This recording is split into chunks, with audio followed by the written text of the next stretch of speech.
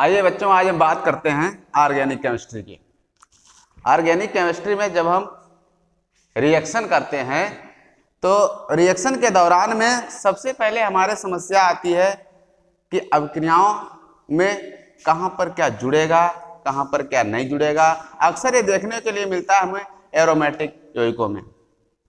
जब बच्चों एरोमेटिक अभिक्रियाएं आप करवाते हैं तो सबसे बड़ा कंफ्यूजन अगर खड़ा होता है, वो सबसे बड़ा कंफ्यूजन है आपका कि आर्थो पोजीशन कहां पर होगी, मेटा पोजीशन कहां पर होगी और पैरा पोजीशन कहां पर होगी। तो हम आर्थो मेटा पैरा पोजीशन को आज बिल्कुल क्लियर करेंगे और कभी ऐसे कंफ्यूज नहीं होंगे कि हमें जोड़ने में समस्या आए कि कौन सा कंपाउंड कहां पर जुड़ेगा या कौन सा आपका फंक्शनल ग्रुप कहां पर जुड़ेगा। ठीक है, तो ऑर्गेनिक केमिस्ट्री में हम बेंजीन रिंग की सहायता से आर्थो मेटा पैरा पोजीशन को क्लियर करते हैं। ठीक है, तो सबसे पहले हम एक बेंजीन रिंग बनाएंगे।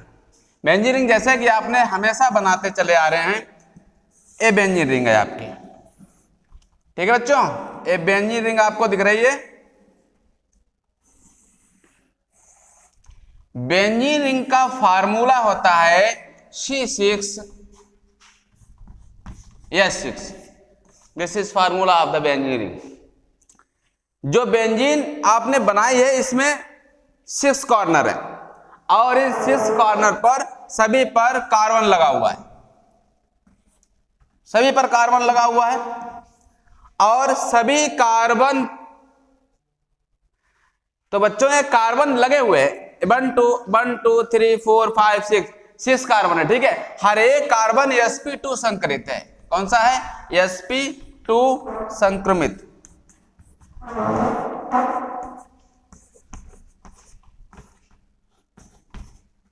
ठीक है, तो आपको ध्यान रहे, आप पढ़ क्या रहे? Ortho Meta para position, ortho Meta para. ठीक है, आर्थो मेटा पैरा। आप आर्थो मेटा और पैरा पोजीशन को पढ़ रहे हैं। ठीक है, अब हमें क्लियर ये करना है कि बेंजीन रिंग पर अभिक्रिया कहां पर होगी। देखिए बच्चों, जब कोई बेंजीन रिंग बनी हो और बेंजीन रिंग में हर कार्बन पर sp2 संकरण है और हर कार्बन पर डेंसिटी ऑफ द इलेक्ट्रॉन बराबर है और सभी के बीच में एक बॉन्ड पाया जाता है। ठीक है, अब एक कार्बन एक दूसरे से सभी sp2 संकरण के द्वारा जुड़े हुए हैं और सभी कार्बन पर इलेक्ट्रॉन की डेंसिटी है। तो आप कैसे क्लियर कर सकते हैं कि आर्थो मेटा और पैरा पोजीशन बेंजीन रिंग पर कहां पर होगी? तो बच्चों इस बात का ध्यान रहे, बेंजीन रिंग पर आर्थो मेटा पैरा पोजीशन कहीं पर नहीं होती है, क्योंकि सारे कार्बन जितने भी हैं सभी समान गुण प्रदर्शित करते हैं, सभी का कैरेक्टर बराबर है, सभी का डेंसिटी ऑफ इलेक्ट्रॉन बराबर है, सभी का संकरण हाइब्रिडाइजेशन बराबर है। तो आप कैसे कर सकते हैं कि आर्थो होगी ये मेटा होगी, ये पैरा होगी, या आर्थो होगी या मेटा होगी, ये पैरा होगी, ये हेड पोजीशन होगी? आप कभी क्लियर नहीं कर सकते। आइए हम देखते हैं किस तरीके से क्लियर करेंगे।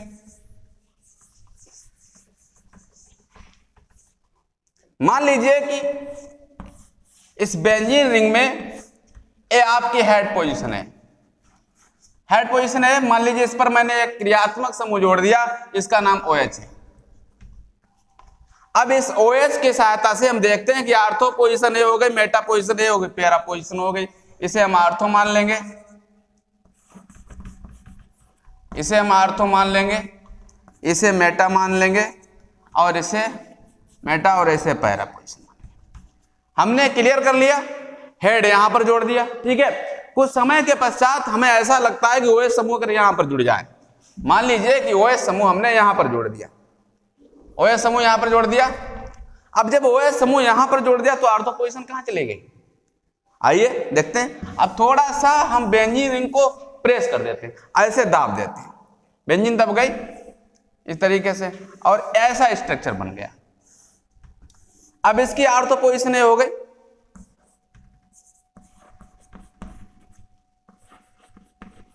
अब मेटा पोजीशन ये हो गई। तो कहां पर है? हम क्लियर कर ही नहीं पाएंगे आर्थो मेटा पैरा पोजीशन कहां पर है। जहां पर जोड़ेंगे वहीं पर हेड ग्रुप होगा, क्योंकि जब सभी कार्बन पर इलेक्ट्रॉन डेंसिटी और हाइब्रिडाइजेशन बराबर है तो हम कैसे क्लियर कर पाएंगे आर्थो मेटा पैरा पोजीशन कहां पर है। तो बेंजीन रिंग पर आर्थो मेटा पैरा पोजीशन कहीं पर नहीं होती है बच्चों। कार्बन की डेंसिटी ऑफ द इलेक्ट्रॉन, सभी का संकर्ण बराबर होता है। आइए हम क्लियर कैसे करेंगे कि कौन सी आर्थो मेटा कौन सी पैरा पोजीशन होती है। देखिए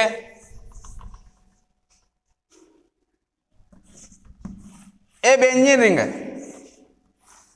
अब आर्थो मेटा पैरा पोजीशन आपकी जब क्लियर होगी जब कोई फंक्शनल ग्रुप आकर किसी बेंजीन रिंग पर किसी कार्बन पर जुड़ेगा।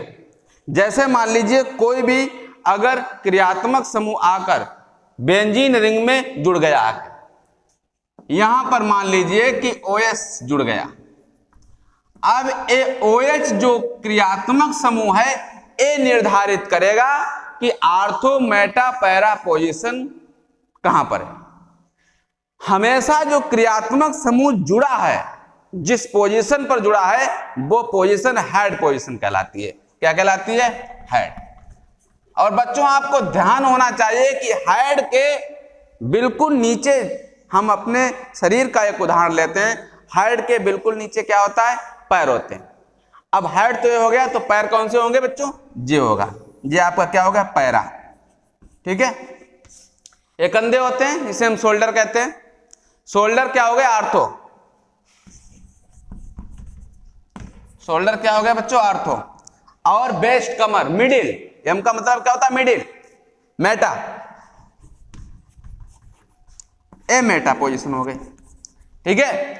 तो आर्थो मेटा पैरा इस तरीके से हम क्लियर कर सकते हैं। जहां पर हेड जुड़ेगा और उसके जस्ट नीचे कौन सी पोजीशन होगी?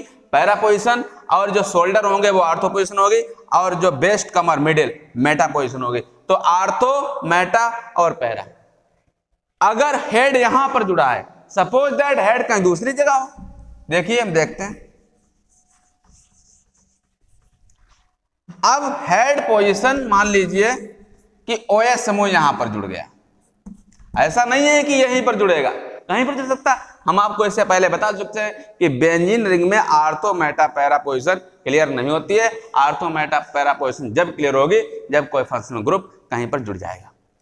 अब यहां पर मान लीजिए हमने OH जोड़ दिया, तो हमने बताया था OH जहां पर जुड़ेगा वो क्या कहलाएगी? पोजीशन आपकी head. This is called head position. Head position के बिल्कुल सामने जाएंगे वर्टिकल सेक्शन में, दिस इज पैरा पोजीशन। और जो शोल्डर होंगे लेफ्ट और right, this is ortho position.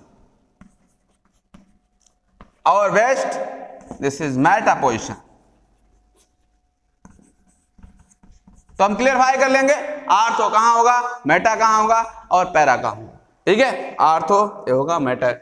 जहां पर कोई भी फंक्शनल ग्रुप जुड़ेगा और फंक्शनल ग्रुप जहां पर जुड़ेगा वो उसकी हेड पोजीशन होगी, जस्ट नीचे para position, left right ortho position और मेटा। आइए अब हम काउंटिंग करते हैं कौन सी पोजीशन कहां पर किसकी होगी। बेंजीन रिंग पर जहां पर कोई फंक्शनल ग्रुप जुड़ा होता है वो उसकी हेड पोजीशन कहलाती है। कौन सी पोजीशन है? Head position. हेड पोजीशन से काउंटिंग करते हैं। This is 1 carbon. एक कार्बन कौन सा होगा? 1। ठीक है। दो तरीके से आप काउंटिंग करते हैं, एक एंटी वाइज क्लॉक होता है, ठीक है, एक क्लॉकवाइज होता है। क्लॉकवाइज में जिस तरीके से घड़ी की सुई राइट हैंड की ओर घूमती है उसे हम क्लॉकवाइज कहते हैं, ऐसे। और एक एंटी क्लॉकवाइज होगा जो बिल्कुल लेफ्ट की ओर घूमती है। ठीक है। तो सबसे पहले हम क्या करते हैं कि हम अगर काउंटिंग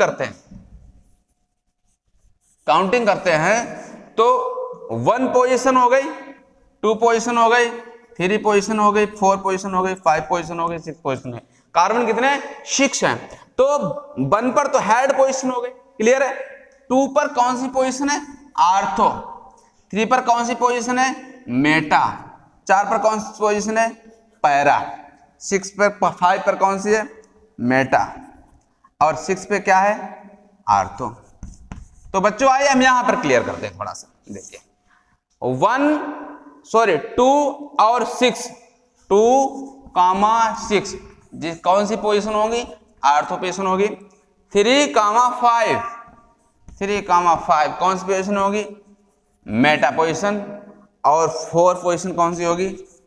पैरा। तो बच्चों एक ये ध्यान रखिए, दिस इज नंबरिंग।